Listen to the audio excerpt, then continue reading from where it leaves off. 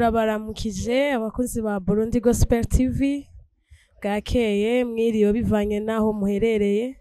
Uno musi tukaba turi kumwe n'umutumire wacu, tukaba twagendeye umutumire wacu adasanzwe. Twishimiye kuba turi kumwe kuri uno musi. Reka tumuhe akanya yidondore. Turagoye ikaze muri kino kiganiro. Murakoze cyane. Kwidondora n'ibire gose. Mugabo reka ncagagure. Ndashaka kwanza gushimira Burundi Gospel TV. Ni chaîne dukurikirana cyane. Aho baroye turabara ivyo bariko barerekana. Niyo badushitsa ko ubutumwa bw'abakozi b'Imana batandukanye, ama concert atandukanye. Twashaka kubashimira ubwo ariko barakora no kuri kano kanya muduhaye ngo tuganire. Yego. Rero nitwa Claude MAKAKA do Burundi. Novuga ngo ndi umupapa, ndi umwongere, ni umwongere adaciye imyaka myinshi. Mfise umugore rubatse, mfise abana batatu, abahungu batatu. Ndikorera utwanje iruhande y'umwungere. Bamwe usanga bafise imihamagaro ibiri. Ndakora ibyanje. Ncagaguye nuko hama ndakunda Imana kandi nkakunda n'abantu. Ego. Merci beaucoup. Pasteur Makaka, mbega abahehe mu buzima busanzwe akora iki, afise abana bangahe? Yewe nibera ngahe Bujumbura. Ego. Bujumbura, Kinanira. Mu buzima bwa misi yose ndi pasteur w'urusengero ngaha mu Kabondo. Bize yitwa Carpos. Ego. Abana ni batatu, sinzorenza kandi. Abana batatu. Yego ndafise n'uruganda, izine bikora ibintu ya papier toilette. La misi yose nivyo nkora. Ego. Ncagaguye majambo make nivyo. Ego, turabashimiye. Murakoze. Tukaba twagira ibakorero ryo kugendera umupastor. Ego, Claude MAKAKA. Abariko baradukurikirana, ndazi yuko mwumvise umutumire wacu uno musi ahereje kwidondora. Abariko baradukurikirana abakozi ba Burundi Gospel TV, tugomba tuyagenda pastor Claude MAKAKA wa Eglise Carpos. Tugomba tuvugane ivyerekeye intahe y'agakiza kiwe hama n'urugendo rwiwe rw'ubwungere kugira ngo ashike kuba pastor. Bega tugomba tukubaze, bega pastor, wavutse uri pastor canke? Tubwire ubuto bwawe, ukungene wari umeze, ukungene wakuze. Jewe navukiye ngaha mu gisagara, ndi umwana wo mu gisagara nkuko babita abatawune. Mbona yakuriye ngaha mu Kabondo. Dukura muri famille turabana batanu, papa na mama nkuko abandi bavyeyi bose n'abantu baje kurondera ubuzima, bariga amashure, baraheza barekora ngaho i Bujumbura. Twe twakuriye mu Kabondo. Ubihe vyiza yarigiye atangwani hari ico gihe. Ndakwariye imyaka ntiwovyemera. Ngira nkwiza imyaka 50 umwaka uza. Donc urumva yuko ntari muto mu myaka muto bwanje. Narabaye umukorezi muri katedrale. Narakoreye ntabona. Narakoreye abapadiri benshi. Kuva ni mu wa kabiri gushika nko muri 6e nari umukorezi. Muto bwanje enfance twarabaye abascout. N'abascout ntabikunze gose. Sinzi gituma ntakunze abascout ngenda uko bamwiga Igifaransa. Canke sinzi gituma abascout ntabagumye mu mwanya muremure. Mugabo nawe narahaciye muri Shadow Fuko. Nabaye mu pionnier. Abapionnier narabikunze gose. by'abapionnier nabikunze cyane. Twaratembera turi abapionnier, twaradefira kuri independence, nadefi imbere abagaza, nadefi hari abaperezida baje bakomeye, kandi mu bapionnier twarize ibintu byinshi nk'ingoma. Je navugije ingoma n'umwana, navugije ingoma imbere y'abategetsi. Urumva twahigiye byinshi mu bapionnier. Mu bapionnier narabikunze, byaratwigisha gukunda igihugu cyacu. Yego. Byaratwigisha kubona abandi bantu mutari kumwe ku ishure baje bava mu yindi mihingo, ukamenya abantu utazi. Byaratwuguruye no gutembera muri ma province tukiri abana. Yego, vraiment abapionnier baza ko nabiciye mu mwanya utari muke. Twarakunda inkino za football, twara abantu bakunda umupira. Rero mu Kabondo ni special, Kabondo twadufise terrain, yari terrain izwi gose. Terrain rero dukinye n'ayandi makartier cyaraza kudutsinda. Ubu dutsinze match yahera nabi, wava ngaho wiruka ko wadutsinze twaragwana. Urumva rero twarabajene vraiment bakunda umupira. Ndiko ndakura gato kubera ntange kuba muremure, nagiye kina basket ndapima, sanga ari basket niyo nakunze cyane, kandi niyo n'abantu benshi bamenyeyemwo. Dufise equipe ya kuri parquet, equipe ikomeye yitwa Olympique. Yari equipe ihuza abajene baba mu Ngagara n'abajene baba ngaha muri Kabondo, muri quartier nyene yo kuri parquet, autour ya parquet. Turahura tugira equipe imwe, ama tuba equipe ikomeye gose. Equipe urunani rwibuka twarabatsinda cyane. Banyumva baranyice. Bare basket niho namenyekanye gose nk'umuntu akunda basket, umuntu yo kipa abandi bajene kubigisha basket. Rero nuvuga ko adolescence yanje yari vraiment shimikiye kuri basket. Twarakinye gose. Turaba abatlete tuvuga ko bagize bakinye igihe cari ciza. Basket yateye imbere yaja ku rundi rwego. Basket yari ikomeye ico gihe, gushika no tangura kurota cyo gukina hanze. Arona equipe nationale ico gihe yagiye hanze muri Amerika, turataho kurusha. Rero twabona ko twashize muri Amerika, ari yacagira ibihe by'ingwana, niho ibintu byose byasa nkuko bihagaze. Onantrua ibintu byose byasa nkuko bishize hasi. Natwe twari dukuze ico gihe, Imana irangirira ubuntu. Nari mfise famille basa nk'abasenga bwa badasenga b'abakatolika. Camva ngaha Burundi ndonse no kwita akaryo canke opportunité yo kuja muri Canada, duciye muri Amerika. Yego. Ico gihe mu 1994 si benshi bagenda, twari abantu baharura. Abantu bagenda mu mahanga gusa imyaka 20, ni baki, yari baki, twari baki. Mugabo rero turagirirwa ibakwe, turashikayo dusanga tubaye nk'abarundi ba mbere bashitse ahitwa Montreal muri Canada. Niho rero nuvuga nti kuri jewe ubuzima bw'umuntu akuze bwatanguye. Nari imyaka 20 ndi jenyene, twari kumwe nabo twazananye. Mugabo twese atabuzima tuzi, ariho tugitangura, ariho tugeze amashuri mato tutarashika muri university. Rero tusanga tuhuye n'imiyabaga turi hamwe, tutazi ibyo dukira mu bazungu, mu gihugu tutazi, ibihugu gikanye.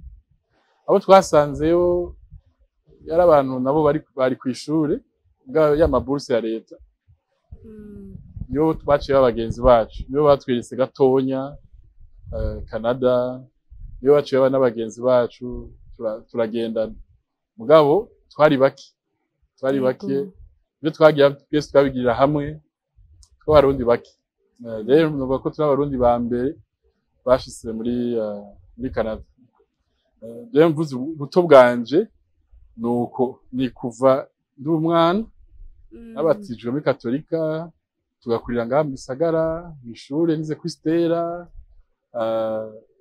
secondaire naize kuri Saint-Esprit Saint-Esprit baranyirukana hama ndaronka ishure kuri Islamique Islamique niho byari bikomeye vraiment nabaye mu star akomeye kuri basket Islamique niho kandi nize kumenya abantu batameze nkanje abantu basenga irindi dini amenyere nibaza ko ari Imana yatanga kunyugurura rero bako ubuto bwanje yari ubwo hama ojeje kutubwira yuko a 20 ans mu myaka 20 niho wagiye muri Canada kubera yuko situation mu gihugu nitari meze neza bega Makaka pastor wari umwana wa kangaye muhira wari uwanyuma wari uwa mbere twavuze turi batanu mfise mukuru wanje yadundi wa kabiri mukuru wanje w'umukobwa mu bahungu rero acakurikira abahungu gusa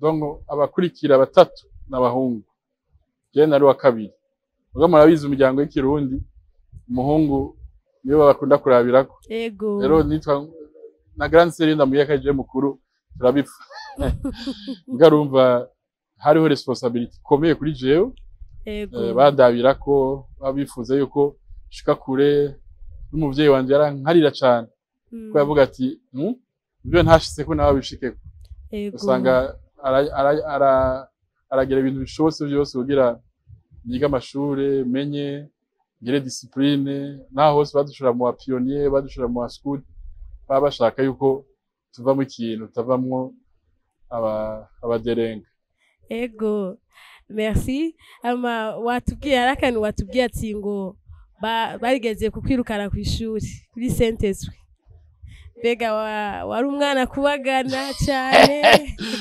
kubyo bakwirukana ku ishuri jewe sinari mwana kubagana bro nta narimwe nigeze ndonka échec muri education vuga gusa ico gihe sinzi ibintu byabaye abo twigana bose baborienta muri za scientifique muri za lettres muri za ntuze urabibona ibintu nk'ibyo abo twigana bose jewe bacandungika muri RP Makamba muri pédagogique Makamba nuko turarondera ngene babihindura ico gihe byakunze mu nyuma papa yarambariye ngene byagenze bazi ibintu by'inzanko zo mu muryango umenye ibintu iyo bivuye yarambariye ambwarambara ati reka ntubirabe cyane mwana bandanye ubuzima ivy'Imana guteguriye niko bigenda rero ca ndonka iryo bakwe njyana gisibakwe kuko iyo mbananya muri Saint-Esprit hari ivyo ntari kwiga muri Islamique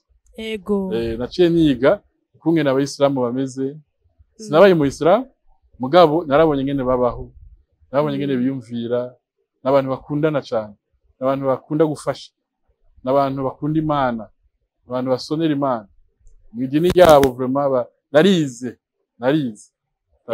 jewe ntanzokegera unyumva ndiko ndacira imanza abayisilamu ko bamfashe neza mu gihe nari ndabakeneye yego hanyuma narize n'icarabu ivyo ni ibintu Imana yanteguriye nzocemwo kugira inyugurire mu mutwe niko navyise kuko sinumva ngene muri abo bantu twigana bose kasi nabise amanota make vuba nari umwana azubwenge sinumva ngo baranyirukanye muga ntibanshatse naho nye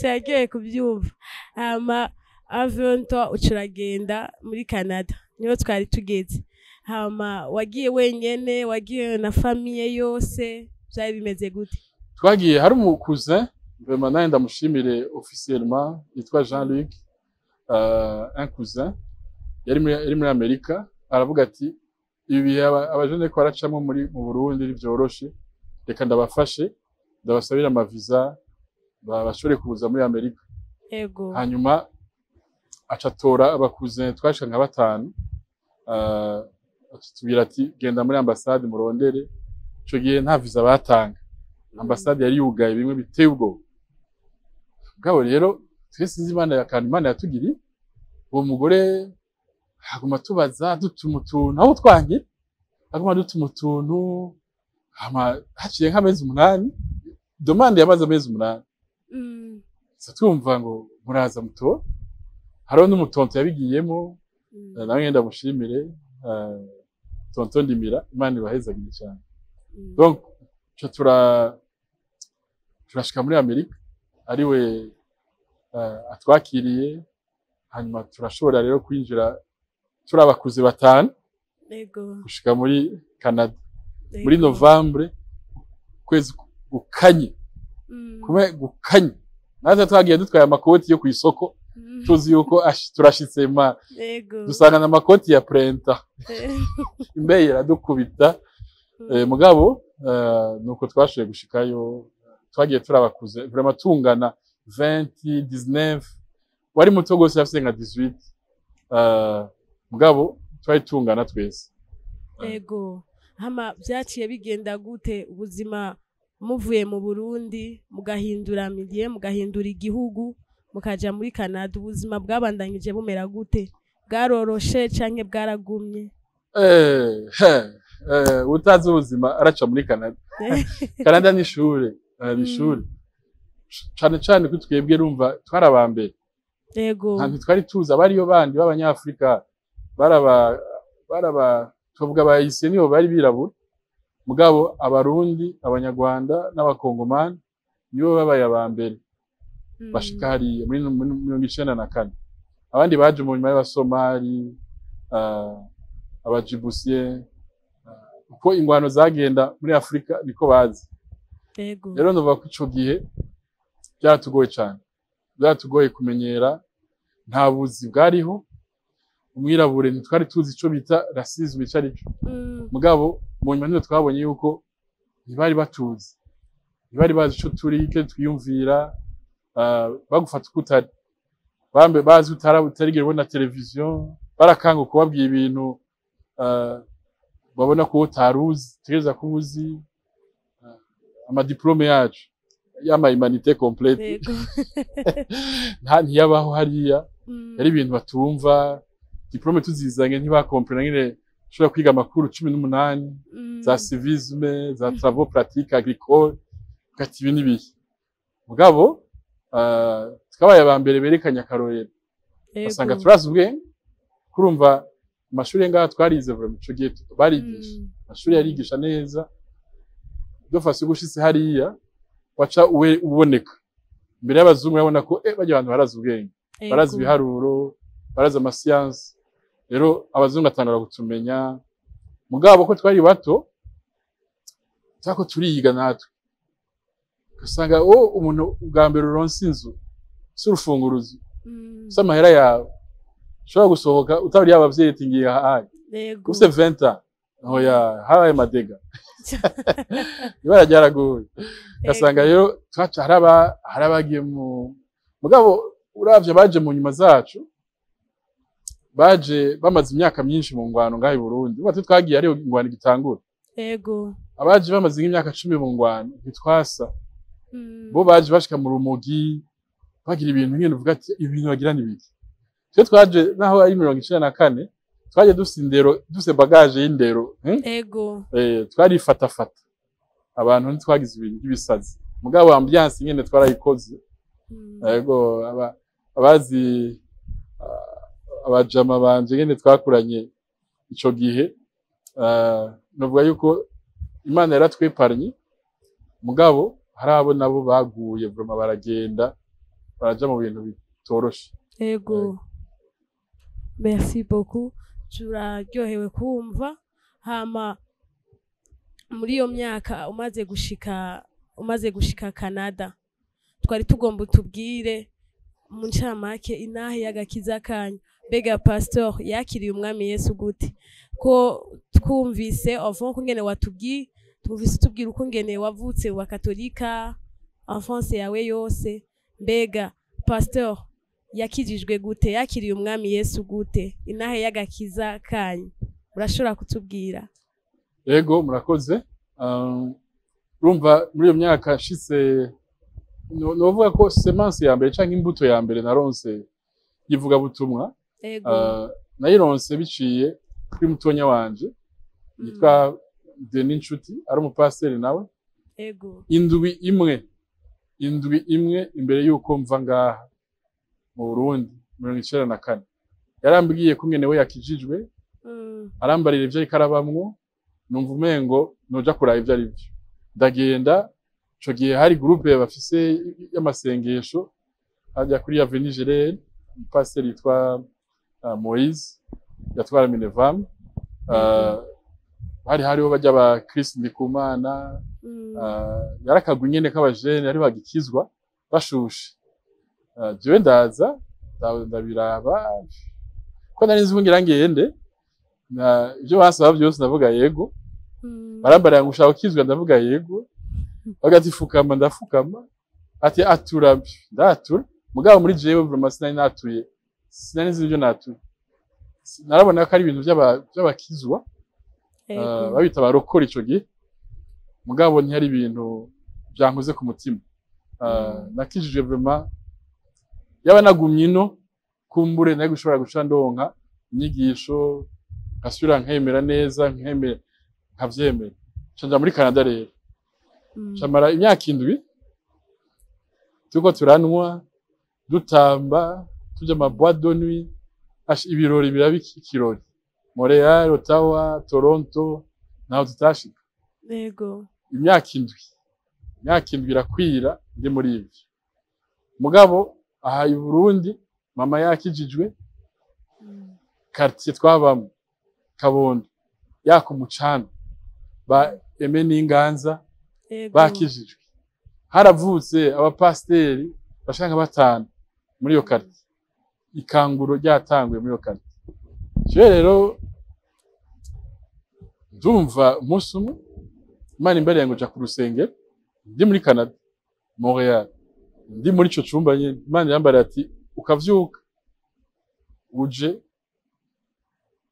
mu rusengero uwo muhamagaro ndumva yuko uri special kandi narumva ko atari urusengero katolika narumva ko ya sengero y'abaporoti y'abakizwa niyo nateza kuja rero hariho metro tuzi ko iyo sengero iri je nta narinzi muga twarumva ngo ni kuri metro kanaka je canzinduka mu gatondo namba costume amawo mukopine wanje arambaza ati ugiye ndamubari arankurikira turashika aho hantu turakurikira abantu basoma Bibiliya turagenda dusangana muri ugo rusengero nyene turinjira je ndumva ko abantu bagwaye mu mutwe atari yari ubwa mbere ninjiye mu rusengero rw'abantu basimba yego batwenga bari muri liberté itibwo je nashobora kwiyumvira ni ibintu birashoboka muri eglise nuko rero jewe nagize twita contact canke itanguriro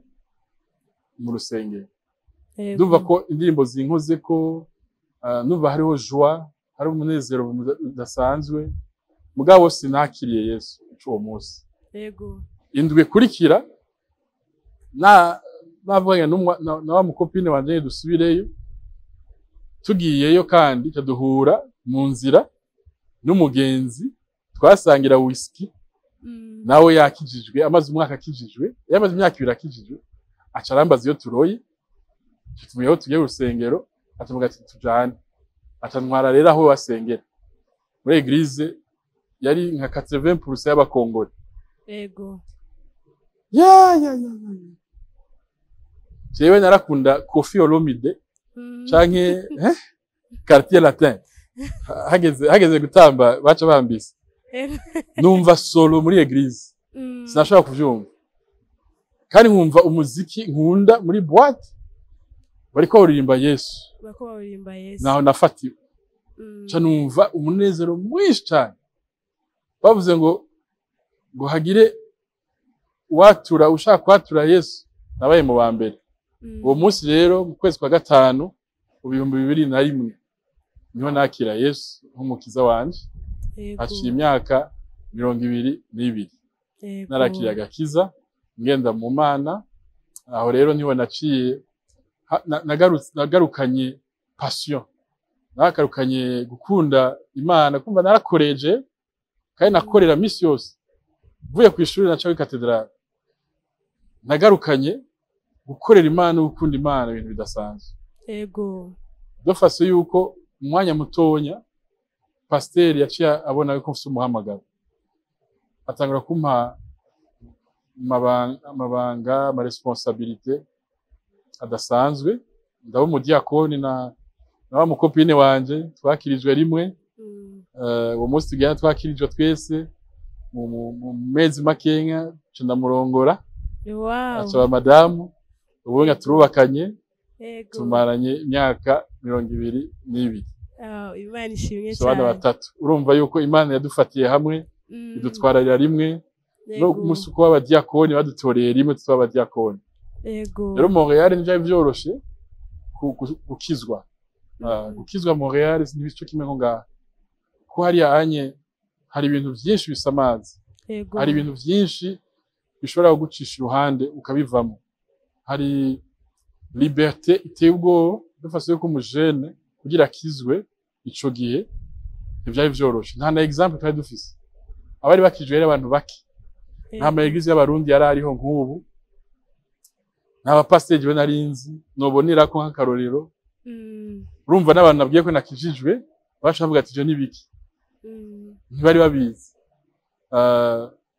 Nakijijwe bandi mu bantu baki bakijijwe muri iyo groupe y'abajene twarimwo abantu badozere nyene ni nari mu twari baki kwera uvemo rero byaroshe. Ego. Korazi kuri umujene ushaka groupe ushaka kuguma ahantu wumva rero gutangura ikintu gishasha kagenda muri eglise y'abakongole yari ibintu bitabaho. Ibintu bitabaho mugabo ndumva ko ari Imana ishaka. Ego. Ndagifata rero ko yana mu basket urumva ko nari passion ya basket kagenda passion y'ukunda Imana ndabishira hamwe. Ego. Cyasanga ishaka nari mfise mu buzima ndarishise mu kurondera Imana. Jere nakuze nyaruka mu vy'Imana. Narakuze nyaruka gose. Gushika n'ahantu babona yuko ujya muntu nivyo yahindutse.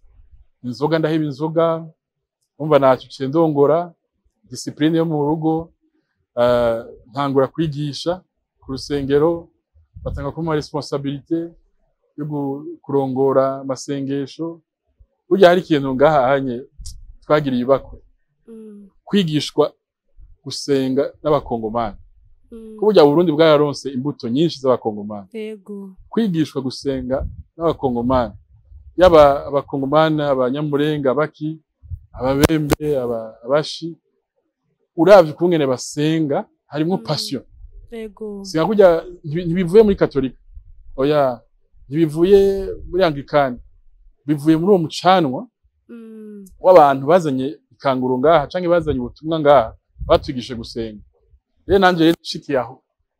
Abantu bamaze imyaka 30 20 bari mu Mana amayigize yabo ari manini nabo nashikiyemo. Abantu bazi Imana batariko barayiga ubwa mbere baca batakunyigisha. Ndiga Imana cyane ndamenya Bibiliya mwa nkumva ngumanyotewe. Rero naho nuvuga ko haro periode y'indishashe yatanguye mu buzima bwanje numva umuhamagaro. Ego. Tutarashika ku muhamagaro.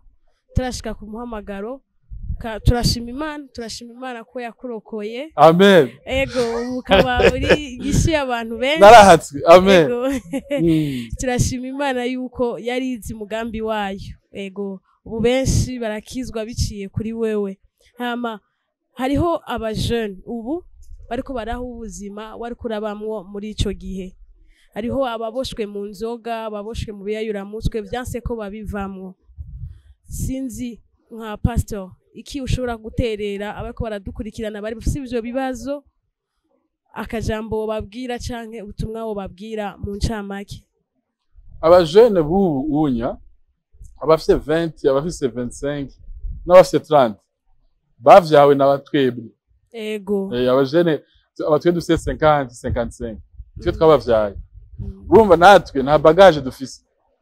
Ubise umuvyeyi adakijijwe nta bagage aguha. Ego. Y'amavalere y'Imana y'ibintu wogendera ko bihagaze. Iyo umuvyeyi adasenga canke adafise amavalere y'Imana nta kuntu ashobora kuyaha abana bawe. rero niba uri umujene wakuriye muri famille canke umuryango utakwigishije Imana bizokugora kugira wowe wibane ko atamana muri kumwe uzosanga waguye mu rumogi waguye mu busambanyi waguye mu nzoga inzoga nabo bazigira yuko ari ibintu bisanzwe inzoga zo muri Afrika nibara mugabo ugiye muri Amerika rero inzoga zirica inzoga ziragukura mu ishuri inzoga ziragukura ku kazi ugasanga rero ni drogue mu drogue mu zindi uravye naho genda kuri Google nyene ukagara alcool ni drogue usanga rero ivyo bintu byagufasha ntaho ushika n'urugo urarusambura waragwubatse rero novuga nti nimurondere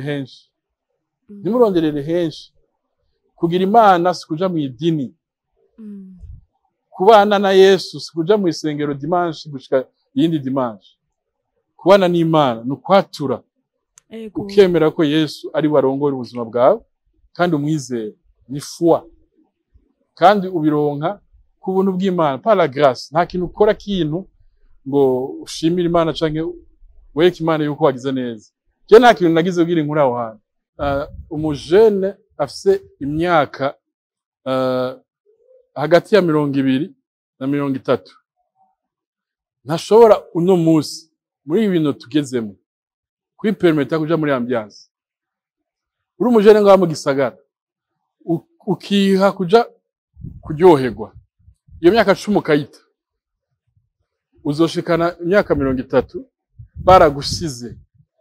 baragusize ko ubunye hari ama opportunity yo gutangura ikintu gutangura business gutangura ikindi abantu bataragira ukazorindira yo gukora ryoherwa urikora rondera urikora teka umutwe ugashuja muri ambiance bazogusiga kandi rero ibintu by'inzoga biratuma unatabariside ibintu vya ambiance biratuma utabariside utaba umuntu atekanya ahagaze ibyo nico kimwe no muri Canada canke muri abari hanze iyo myaka ni imyaka ikomeye ubu muri iki gihe tuko turavuga abakreza Facebook ntuge ngo arasi imyaka y'abantu bakuze yari miyabaga yarabajene ni imyaka ubunya umujera ashaka gukora ikintu bagitangura hasi akiduza akaba umuntu mugwiza tunga kwera ibintu ubunya ari ama media ari facile kuronka information no hanura abajene iyo ufatanye ukagira Imana mugenzi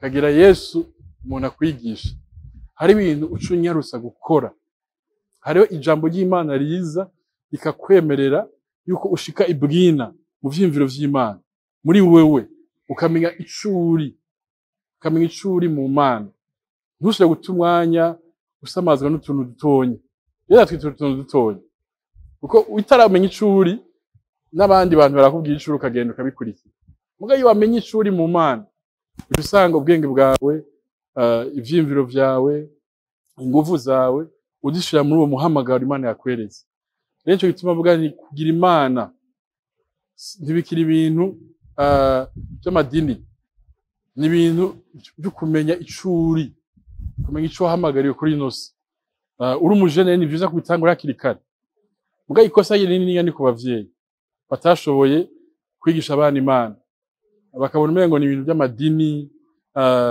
baramubatije yasangiye mugabo hasiga hageze ivyo nawe we ntusenga nawe uri umuvyeyi nturi kurasenga umwana wamuwatirije iki none canke umutwarira kwigusenga utamigisha Imana umva naho rero tugira ikosa abavyeyi itwigishe abana Imana byo muri Canada vyovyo ni ibara abana basikiye bagenda mu bindi abavyeyi ntibakija mu masengero mugabo hari akazi kariko karakogwa hari kanguro ryatanguye ama eglise ariko araba menshi ama eglise surtout y'abarundi abantu benshi bariko baratangura kuza ku Mana sinovuga yuko abantu bicaye batazi Imana icarico bariko barumva rero tugusenga kugira abo bajene bashobore kwakira Imana hakiri kare ego turabashimiye kuri izo manuro ndazi ko abajene bariko baradukurikirana inzira ni Yesu Kristo gusa n'ukwatura nkuko pastor ayajeje kubitubwira murakoze cyane kuri izo mpanuro ndazi yuko zizoshikira benshi hama duhejeje ivyo twari tugomba rero twinjire ku muhamagaro wa pastor. Imana yaguhamagaye gute, ukungene vyagiye biramera, ukungene vyagiye biragenda gushikaho uba pastor, vyari bimeze gute, vyagenze gute? Je navuga yuko umuhamagaro wa pastor waje mu nyuma gose. Mugabo umuhamagaro wa mbere wadudubije ubwa mbere numvise cane yari umuhamagaro umwigisha. Burya bita aba enseignant canke aba docteur. Iyo akenshi barakunda kubisuzugura canke ntibabishira imbere. Mugabo jewe ni umuhamagaro wa mbere numvise. Numvise gute haraje umwigisha wa theologie ku rusengero aratwigisha cours imwe inyigisho zari zifatiye kuri education chrétienne yari kumenya Imana no kwigisha Imana. Nanje nari umuntu akunda gose micro. Umpaye micro twatwumvikana. Baya bavuga ngo jewe bya micro, je narakunda micro. Urumva pasteur akabibona, pasteur wanje yitwa Dr Serge Usu ava mu gihugu ca Benin, akorera i Montreal kuva 1995. Urumva turakundana, arambara ati ndabona ukunda Imana, mugabo utegereza kwiga ijambo ry'Imana. Juzi ni bike kandi aho uri kuraja ni kure, reka wiga ijambo ry'Imana. Urebe umuntu aje ndakunda ico bita theologie. Cashaka kuja kwiga kw'ishure yigisha ko. Casanga ibindi bintu biteye ubwoba, ibintu nakunze, narize, ndiga nanonosora cyo bita inyigisho z'Imana. Theologie gusa naho abantu bayivuga nabi canke bayumva kutariko, ni Theos, ni Dieu, Logos, Parole. Donc la parole de Dieu. Kwiga ijambo ry'Imana. Ndiga makuru, ndiga. Camvuga nti umunsi wageze uzotaha i Burundi kuja kugurura ishure rya Bibiliya. Nigisha abapasiteri ivyo jiwe nize. Navuga ni ibintu bikomeye cyane bose ateza kumenya. Rero umuntu wa mbere yo bimenya ni umupasiteri aja kwigisha abandi. Navuga nti reka renda bitegura. Tanangura kwitegura kuva mu 2007 niho numvise yuko harageze ko nari impejeje nasa nk'ugira heze. Muri 2008 rero niho na decide yuko ngira nze ndaza kuharaba biranka ko nahi Burundi. Ndabitegura 2010 ndashaka gusubira kandi mugabo biranka kabisa, biranka. Ndumva yuko gufata iyo decision yo kuva muri Canada kuza mu Burundi, ndabona ivyo ndoba ntaye, ibintu ndoba nsizeyo, bazi ico bita ubutunzi bwa Canada, ibintu bose barondera bikantera ubwoba. Iki gihugu cy'u Burundi ico gihe harasa nk'amahoro, tuvuga ati tugende. Muga nkumva umutima uri ngaha i Burundi. Yego. Rero nahije amashure niho numva uvuga butumwa ry'umupasiteri umuntu w'umuzungu niwe yacambara ati wewe mbona uje ahantu hitwa Ottawa ukoroka nk'indege. Indege mugabo itari kiraguruka, mugabo ije Ottawa ikaterisa canke ikiruruka, hanyuma bakayoza bakayishiramo igitoro, hanyuma bagasubira bakayishiramo abantu kugira igende. Weti hari igihe Imana ikuzanya ahanye ubwira ukore, ati uje nk'umwigisha, uje kwigisha ijambo ry'Imana, uje kugira Imana iguforme. Ati rero nivyo Imana imbari. Mu nyuma yayivuze nyene muri kirt, mu nyuma ndagenda murondera turavugana, arambara ati ngo je numva Burundi. Ati ahubwo ni sawa kumva indege ntiguma hamwe. Ati rero kari Burundi, Imana irakonfirmye. Ati iyo ndege izoguruka. Ati mugabo uco numvise je Imana ikubariye nuko uza ngaha Ottawa, hanyuma ugatuza, Imana ikaguforma, ikakwekipa. Jeje ndava Montreal nja Ottawa. Naho rero natanguriye ico bita ibango ry'ukuba umupastori. Urusengero ciye nkorana na mon frère Pasteur Denis, mu nyuma ndakorana n'uwitwa Jean Turpin, Apôtre Jean Turpin, mu nyuma ndakorana n'uwitwa Pastor Didier Rwankineza, uwo ni wawe ndi yanzana mu rusengero. Mu nyuma twahuriye mu ibanga urumva. Niho rero na pasteur umwe yankura umwe nakurira mu rusengero rwiwe. Niho mu nyuma muri 2014 yaca mpezagira nk'umupastor muri urwo rusengero.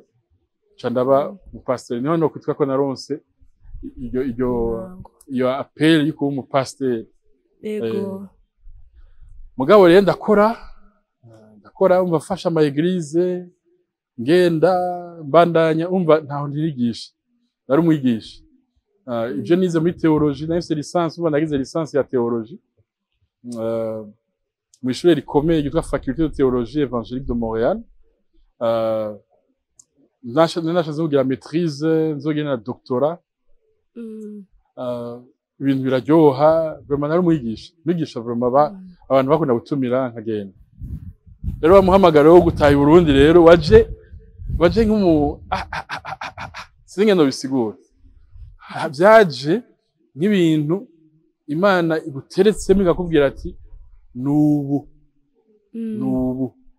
2018 ati tegura utahe nari nicaranye n'umuzungu amfashe neza nk'umupastor ndiko ndahembwa mu matara ndiko nigisha naca kuri za MCTV umva byari biryoshye ndabwiye ko ngira ntahe ntibavyumva ati wacu hanyuma ndumva Imana iranyicarika iranyereka icyo bita Carpos rero mba nize ikigereki muri iryo shuri rya theologie nize amakuru inyigisho zishika nka zine ku manivo ane yasho gusoma Bibiliya y'ikigereki nkayumva urumva rero ikiranyereka ijambo ryaguma rigaruka Carpos icyo jambo ndarisengera ndumva yuko ico gikorwa canje Imana intumye ni Carpos sigura camwa kimwe ko carpone ni ivyamwa vyinshi cyaja kurondera ico camwa kimwe pose niki hamara cyagisanga mu bigarati igice ca gatanu umurongo wa 22 23 aho bavuga ivyamwa byamwemuye umva ni ivyamwa 9 mugabo biri mu camwa kimwe naho rero naciye ntangura kubisengera ntangura kubitegura urusengero narimwo baravyumva baranshigikiye barambara ati uzotubwire rya rugenda muri 2019 niho napakira umuryango abana batatu madamu umugore gitangaza vraiment madame Aurélie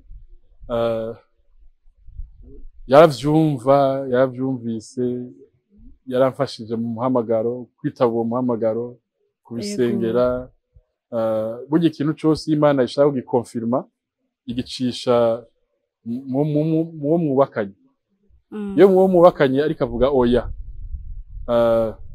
uzorindira uze wihute Yesu namenya ngo ngira iki ndekiki ngira ishure ndekiki yaguma sengera hari igihe nawe wimvira ati none nkora iki ko urumva umuhamagaro fata umwanya ukwiye ubisengere si umuhamagaro wawe ni Imana ije kukubwira ico ukora wowe ntuwitere n'ubu umuntu ashaka gukora ibintu anyarutse cyangwa ngo wihute oya gusa wumvise ko hageze wemere ureke vyose wemere Imana rero byari vyoroshe muri 2019 gutaha muri 2019 uri umujene yareka akorera Imana usakazi madame asakazi keza abana bacari bato kuva mu gihugu ca Canada kuza ngaho i Burundi nta ibintu vyoroshe mugabo narumva yuko nico Imana impamagariye gukora kuva muri 2004 2005 Imana inyereka Burundi 2019 narumva ko ari co gihe kibaye kandi Imana irambara iti mu mutima wanje ndumva ati utabigize ubu uca ubivamo. Narumva umengo nta kindi gihe kindi nzokwemezwa nkuko ndiko ndemeza ico gihe. Ndafata fashe konteneri ya 40 pièces ngeno ivuga mu Gifaransa. Zazi nini nashizemo ubuzima bw'imyaka 25 muri Canada. Je na madame dushiramo n'amafurusheti n'ibiyiko n'amasahani amashati n'amakoti n'ibiki dushiramo.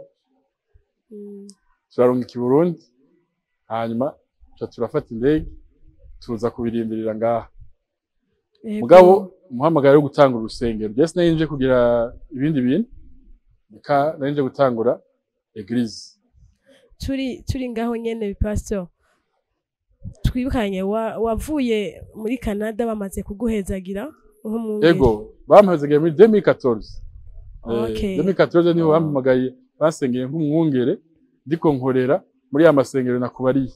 Mugabo nasavye yuko abari pasteur wanje yanzanye ugakiza anyambika ikoti munyumve bajene mu nyumve bajene mwumve hari ikoti Imana yahaye umushumba kanaka uwo nyene ni wazogwambika ikoti azogusiga amavuta wemere gufata umwanya ukwiye. Je naravuye muri ayo ma eglise yose nako ndakoreramo ntarasigwa amavuta ndagaruka kuri papa spirituel ndamubwira ati ure numbarira yumva ari ico nkora acambara ati genda wicare hajya undindire uzokubwira ico ukora candagira ndicara maze umwaka ati nyanda naje hari ibyo ntari nagize najewe hari ibyo ntari nagize nk'umuvyeyi Imana yari yantumye gukora mugabo barugiye ntabigize aca nyambika koti y'ubupastor arampezagira yaduhezagiye turi abapasiteri 4 babiri yari uwo wundi yanzanye ugakiza abandi nabo yari abandi bavuye muri Kongo twari 4.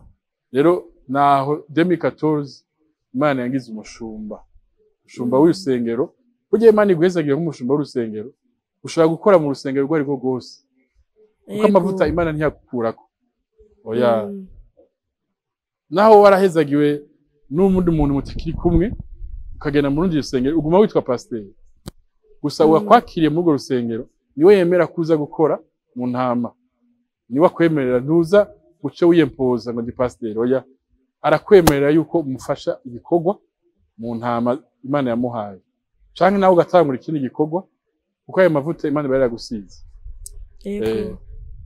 Turi ngaho ku muhamagaro wawe pastor turi mu bihe aho usanga abantu bavuga ati bahamagawe n'Imana ugasanga aratanguje eglise ugasanga papa wiwe w'umwemu ugasanga ntazwi nituzi ukungene vyagenze mbega ivyo biratahurika canke birashoboka du umuco birashoboka yuko wotangura ishengero ufise umupapa w'imwemu atigeze kurera mutigeze mubonana ugasanga nundi muntu gusa asanzwe mutazinanye byo birabaho kuva ko bibaho nta muvyumva ko biriho kuvuga ko ari vyo cyo n'ikindi kibazo canke yuko umuntu yotora kugira ivyo onye nibaza yuko kenshi abantu babigira barazimira kenshi baragira ahantu bakavuga ati ndakeneye umuntu ndakeneye umupapa ndakeneye umuntu anja hejuru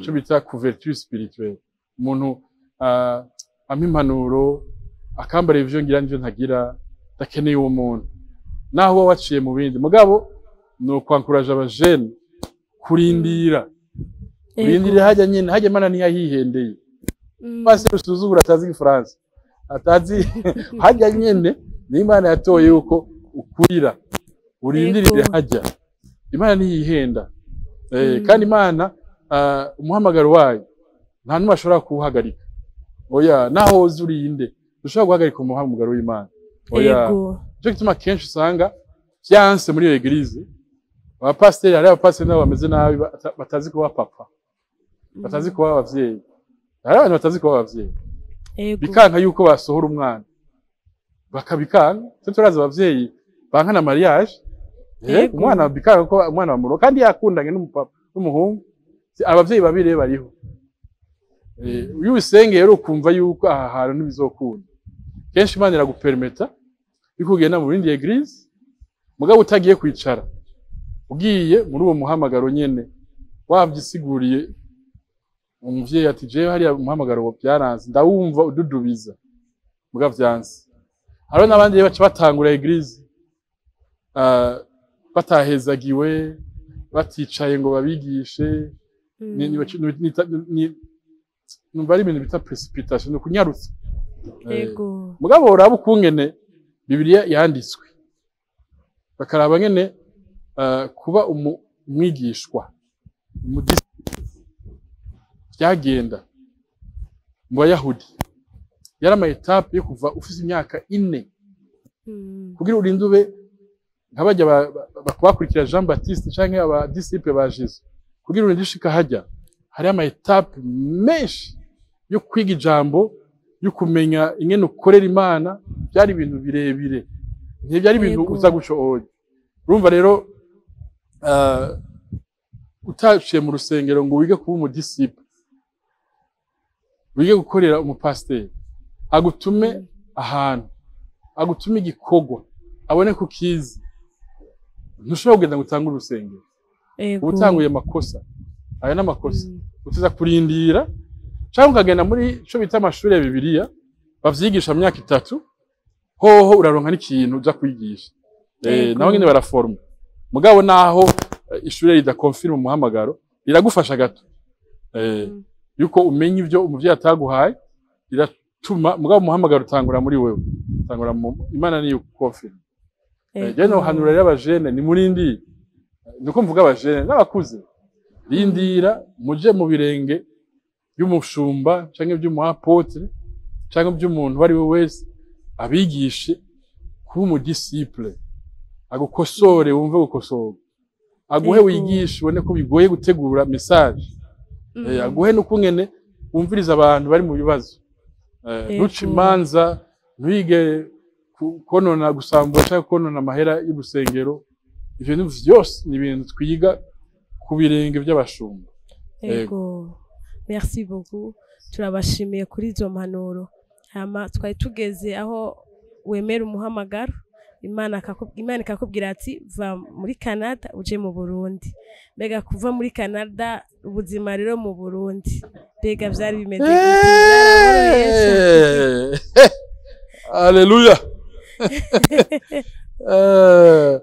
Yesu ashimwe cyane amen bo maze imyaka 4 2019 ay wisanze takugira iyindi emission nigisha abantu ukungene utaha mu gihugu cakuvyaye uvuye muri diaspora oya si ibintu byoroshe cambere kigoye no gutekera ko ntumenye ico utekera ntumenye ico usiga umva n'amafurusheti narayazanye hanyuma ushitse ngaha utangura kwa zero umva utangurira kwiga abantu abandi bahuruza muri vacances si bamwe happy bajya bakunda come from you know ngaje si bamwe mugabo uriga utangura kwiga abantu kumenya mentality y'abarundi umva warabaye muzungu reka yego bavuga umuzungu wabaye mu Nyamerika cyangwa mu Canada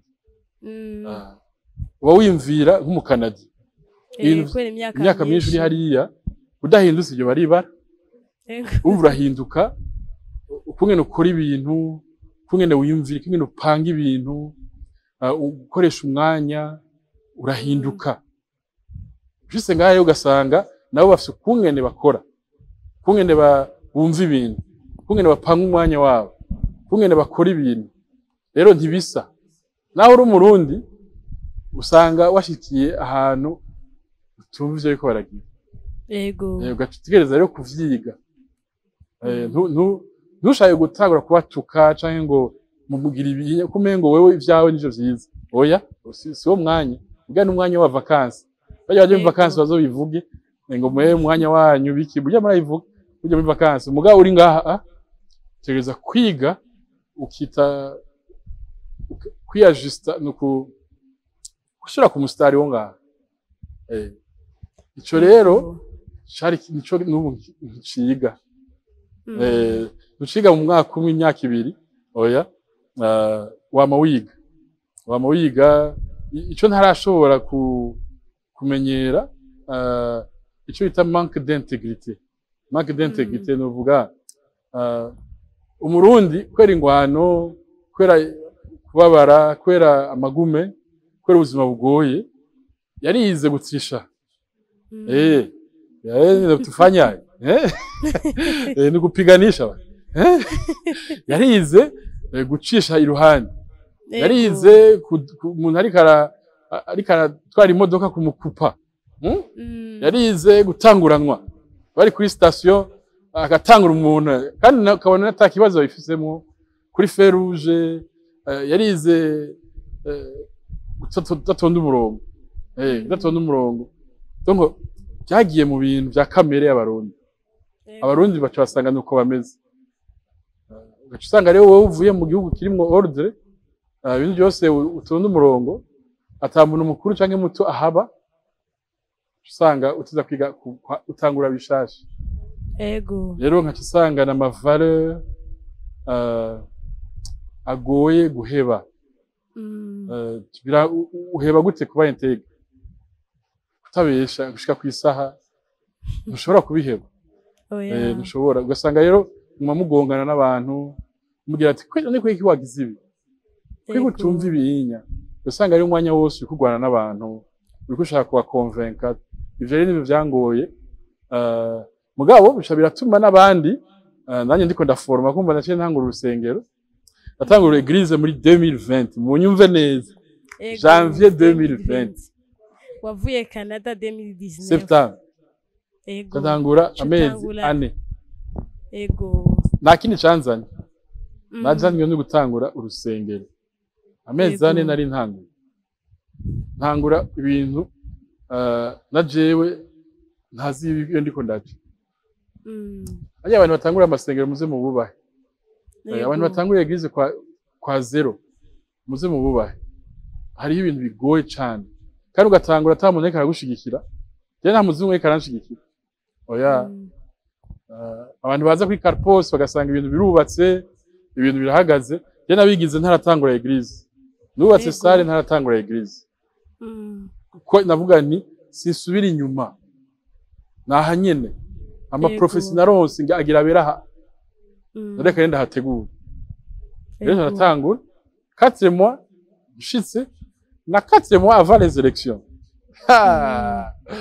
amatora 2020 ngira abantu benshi bazi amatora 2020 yarakaze kwera ibihe bi très déterminant yari ibihe bigoye abantu benshi n'abari ngaha bafata ama passport bagenda kwibika muri Kongo Rwanda Tanzania tuzogaruka bimeze neza genza ico gihe muravuye muri Canada bambariye ati rindira amatora turangene bigenze navuga nti yaje singiye mu matora cengiye gutangura urusengero naho ntuma muri Imana yakuntuma muri mu Bushinwa nayo kugenda hanyuma turatangura rero ndashidone kituma na comprendre ko amatora yapfuye gutanga campagne covid biratanga murazi byabaye muri covid imyaka 3 ngira Europe nzima yugaye Canada yugaye atamuntu ashobora kuvuya adafite vaccin ama église arugara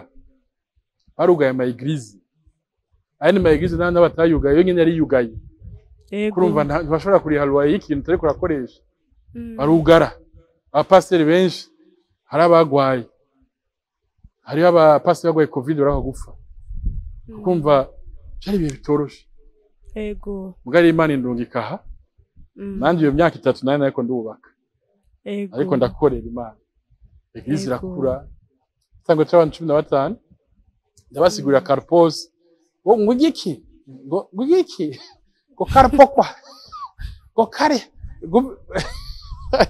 baratwenga nani ndavuga nti reka ari Imana yambariye nkagisigura ni carpos ni camwa camwe mu yera Imana ikiraduhamagara kugaragaza ivyamwa vya mwemwe.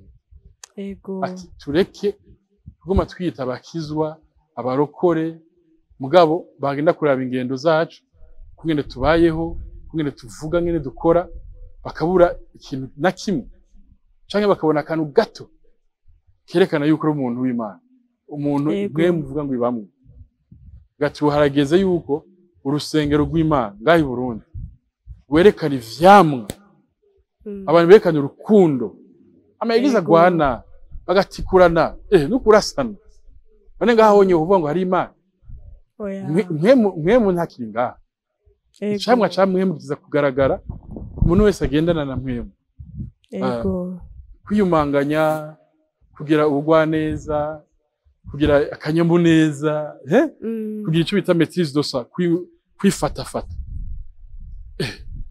ivyo nivyo abantu bafise mwemu yera muri bo rero cyangwa kuvyigisha hari abapasiteri bamariye ngo karonka n'abamambure batanu uzumva ari ngahe Burundi mwemu yera ivyamwa nge turaba rero cyemwe ko nanje uvuga ico gifaransa igifaransa kiraba cinshi ndakubita abashi igifaransa none ubunya turagira ku bantu 300 dire dimanche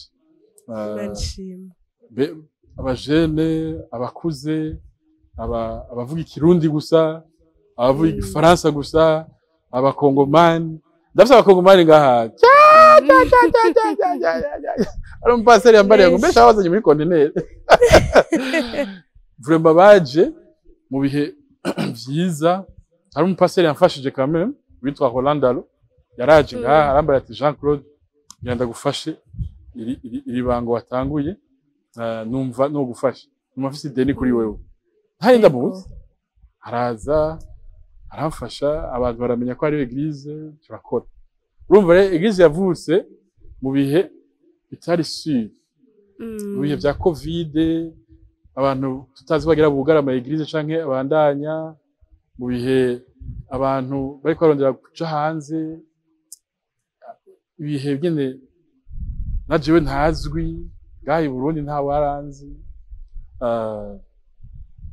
ndavuga ni Imana yantu urero ko mwambonye rero kuri Burundi Gospel TV eba mukuye Carpos Carpos ni kanisa mkubwa sana ya nguvu abanyu bamuze turatazira mu Kirundi muri France ijambo rikomeye nkorana na Pastor Denis inshuti nawe yaravuye muri Canada aransanga ngaha turakorana umufasha wiwe turakorana nitwa Pastor Thierry Ninganza na Pastor Nadine Mononi abagene bari ngaha abantu bakunda Imana baje bari fatanya natwe ashi twakoze umwaka umwe gusa atariho bari yini imyaka yose bari ngaha turakorana n'uwitwa Pastor Museveni umujene akunda Imana n'umufasha wiwe bakunda Imana jewe byo vuga ngo eglise ngo ni jenyene ngo ni kuraba neza ngo nakazi kawe ngaha ngo hari ibintu eglise si gwawe eglise ni ya Yesu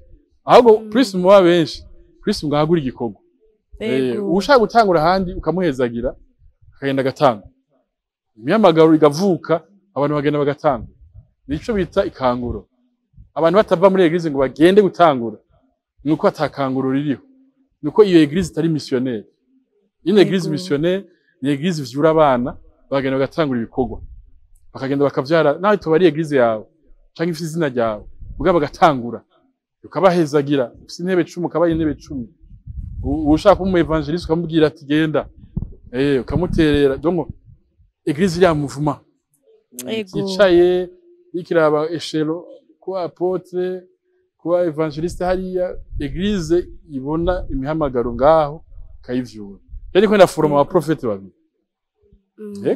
hari aba evangeliste bicaye twe turaforma hari aba pasteur ndiko ndaforma kugira ejo nabo bazo abantu bazovuga ivyo twabigishije cyane Carpos nuko rero turabashimiye cyane kuri amajambo mwejeje kutubwira tubibutsa abakozi ba Burundi Gospel bakora dukurikirana naha turi ni muri Eglise Carpos so turabatumiye chaque dimanche sinzi louange na adoration bajyari twebwe bya louange na adoration twabisanze ngana twari tuzi ko bibaho ino nabonye hariho ngo umunsi wa louange na adoration ntabwo ibyo bintu atari mugira louange gusa na adoration ngo turigisha mbwa ngo ibikomeye ni louange na adoration hano yindi minsi mugira louange na adoration ngo nayo nyene bo umva rero ngaha programme yacu sindiko ndakritika mu mbabarire musameni kwa Mungu turagira louange na adoration cyubita culte tangura saa 4 hanyuma turanigisho z'ifatiro turiko duha abantu bavyifuza zigatangura 9h30 hanyuma culte gatangura saa 4 gushika midi saa 6:30 ikorane cyo mu hagati yo mu ndwi kwa gatatu tangura 18h30 donc saa 12:30 gushika saa 2:30 masaha 2 aho tugira louange na adoration ebani y'umukazo nyene mugabo tugira n'inyigisho cyubita enseignement jaye ko yanize theologie rero ndakunda abantu babaza ibibazo ureko tuko twiga ku nyigisho za Evangile ya Luc tutangura ku murongo wa mbere gushika ijya bice 24 biheze tugenda gace babaza ati none ngaha Maria gute byagenze gute niba navyo nziba gusa Saint Esprit yaje kuri banyuma biraba none niho nayo wapi sio nayo none Saint Esprit yagiye kuri Yesu yamanutse kuri Yesu nta Saint Esprit yarafise baranga ibyo bibazo gasanga rero niwo mwanya duha abantu bakabaza ibibazo donc no mwanya wa mercredi kwa kane hari ama cellule carpos abantu bagira gusabana mu miryango ama vendredi tugira karago tugira ama intercession tugasenga kuva saa 18h30 gushika 20h yana amasengesho akomeye hanyuma samedi une fois par mois arico bita école biblique Carpos amakuru ashika ane dufata kuva saa 3 gushika 16h abantu bicaye ngaha turi mu nyigisho turigisha nyene umuntu avuga ubutumwa mwena pressure évangile Nouveau Testament Ancien Testament turiga école de ministère donc ibintu fata rimwe mu ndu umva rero niyo programme ya Carpos aha turakunda kwakira abantu baririmba abantu batazira abaririmbyi batandukanye ni kwagusa turaguha sare turaguha ivyuma uraza tukafise na equipe igufasha twe tuvuga duti ibintu twaronse kwagusa natwe tubitiza abantu kwagusa baze batazira Imana baririmbe bezagirwa ndakunda abartiste yego murakoze cyane kandi Imana ibahezagire cyane muri ivyo bikorwa nanye ndabashimiye cyane Burundi Gospel TV ego hama mukurangiza mu gusozera pastor mumaze 3 ans mu gikorwa c'Imana mu gikorwa c'ubungere kubumwongere kuri Eglise Carpos baza ni imyaka 3 nihe témoignage woduha kungene watanguye naho ushitse ubu naho Imana ushaka yuko igushikana muri 10 ans Carpos uyibona hehe muri 10 ans bo je sino kugira ngo mbona hehe ko abantu bavuga ngo ndafise vision ngo imeze guca je ndicisha bugufi cyane avuga ni bega basha ibintu nzobishobora ibintu mbega ko ari binini kari ibintu bikomeye nzobishikako mugabo Imana icishije mu bantu nk'abaprofete cankwe mu ndoto canke mu vyimviro bigiye na jewe ndabona yuko ari Eglise izokwira Burundi zogira ama implantation hagenda ahantu mbona atama Eglise ari ruguru abantu turahatinya ko babona ko atantu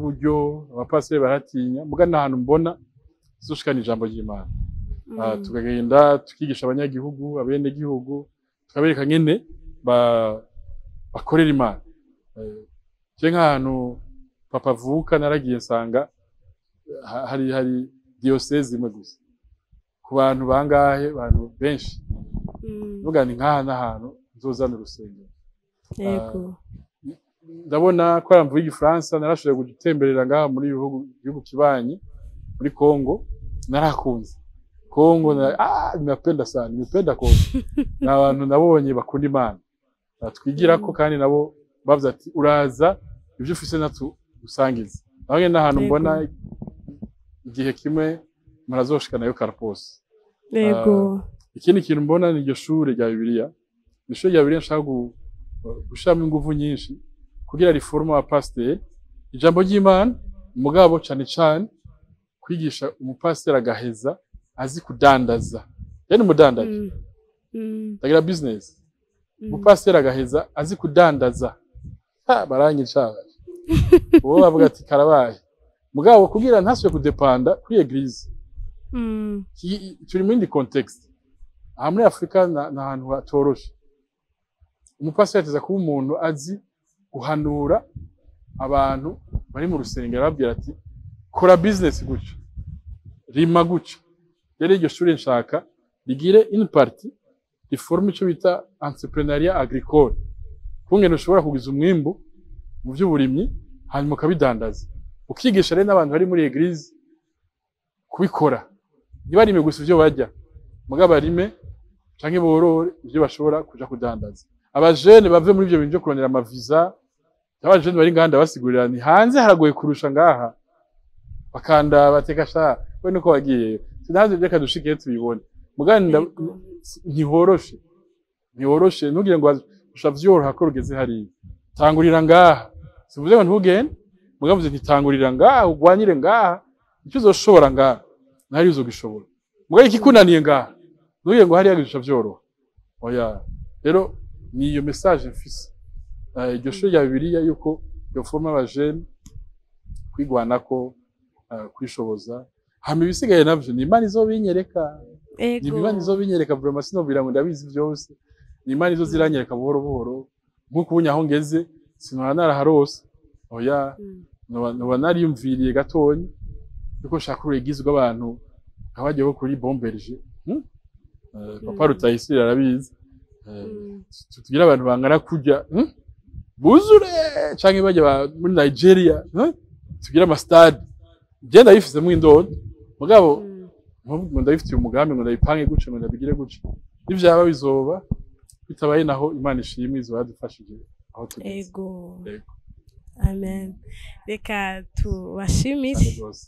tubashimire muri kano karyo akanya mwaduhaye turizera yuko nundi musi tuzobarondera muzoba muri disponible kutwakira hama sinzi yuko mufise akajambo kanyuma mushobora kubwira bariko baradukurikirana mu gusozera akajambo kanyuma no gushimira Burundi Gospel TV kuba muko murakora nawe rero ni wanyumvirije genda kuri Burundi Gospel TV ugire s'abonner ugire j'aime like Imana ishikane kuri iki gikorwa abandi bakozi b'Imana mu murondere kugira mugire ico muvuze mutange témoignage yanyu kugira umusige trace igihe kimaze uvuga ati naka yaduhaye témoignage yiwe ngene aho yavuye naho washitse Imana ibahezagire cyane ego amen turagushimiye Pasteur Jean-Claude Makaka hama tukaba dushimiye n'abakunzi ba Burundi Gospel TV aho muri hose Imana ibandanye bahezagira na utaha shalom